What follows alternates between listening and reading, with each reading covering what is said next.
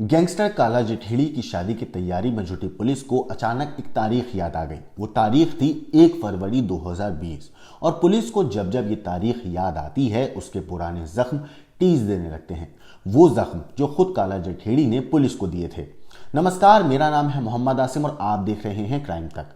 असल में उस रोज यानी 1 फरवरी 2020 को कुछ बदमाशों ने गुड़गांव फरीदाबाद रोड पर पुलिस की वैन पर फायरिंग की थी। वैन में उस वक्त पुलिस के सिपाहियों के साथ हथकड़ी पहने 2 बदमाश थे, संदीप उर्फ काला जेठेड़ी और नरेश सेठी। बदमाशों की इस फायरिंग से जब तक पुलिस वाले संभल कर उनसे निपट पाते तब तक मौका ताड़ कर काला जेठेड़ी और नरेश सेठी दोनों पुलिस की आंख में धूल झोंक कर वहां से फरार हो गए थे। बाद में पुलिस ने किसी तरह नरेश सेठी को तो पकड़ लिया था, मगर काला जेठेड़ी उनके हाथ नहीं आया था और पूरे 1.5 साल तक वो पुलिस को चकमा देकर भागता रहा था। मगर आखिरकार पूरे 1.5 साल के बाद सहारनपुर से पुलिस ने काला जेठेड़ी और उसकी साथी अनुराधा चौधरी को गिरफ्तार करने में कामयाबी हासिल की थी। पुलिस को जैसे ही ये तारीख और ये घटना याद आई, पुलिस तभी से इस उधेड़बुन में है कि कहीं काला जेठेड़ी और अनुराधा चौधरी की शादी का ये प्लान उनके भागने की कोई साजिश का हिस्सा तो नहीं है, क्योंकि पुलिस ये अच्छी तरह जानती है कि जिस इंसानी नाते के मुताबिक कोर्ट ने काला जेठेड़ी को अनुराधा के साथ शादी कराने के लिए कस्टडी पैरोल दी है, वो बेशक 6 घंटे के लिए है, लेकिन किसी ऐसे गैंगस्टर के लिए ये 6 घंटे बहुत बड़ा वक्त है पुलिस को चकमा देकर वहां से भागने की कोशिश करने के लिए।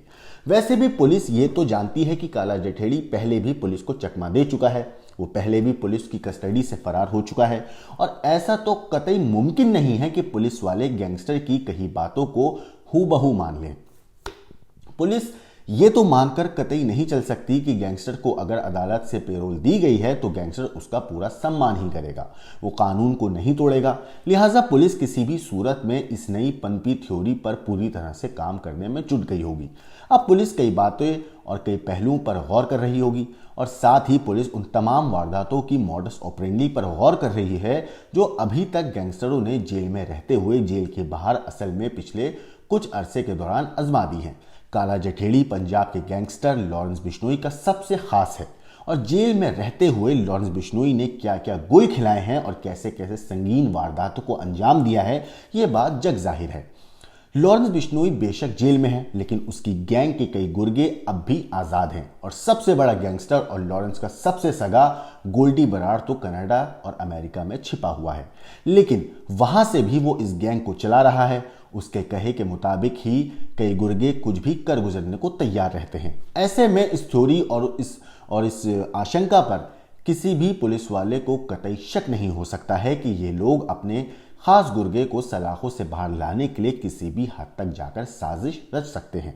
पुलिस को इस बात की आशंका ने घेर लिया है कि इस शादी के दौरान गोल्डी और लॉरेंस के गुर्गे कोई भी ऐसा सीन क्रिएट करके वहां मौजूद पुलिस वालों का ध्यान भटका सकते हैं और उस अफरा तफरी के आलम में दूल्हा दुल्हन को मंडप से भगाने का रास्ता मिल सकता है।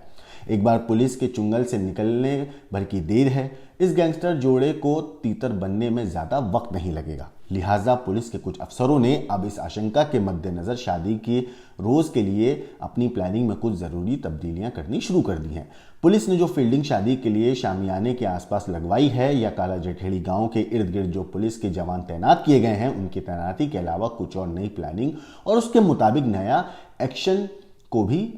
एक्शन को भी शामिल किया जा रहा है। पुलिस को यह भी आशंका है कि शादी के इस मंडप पर दुश्मन गैंग भी हमला करने की फिराक में हो सकते हैं।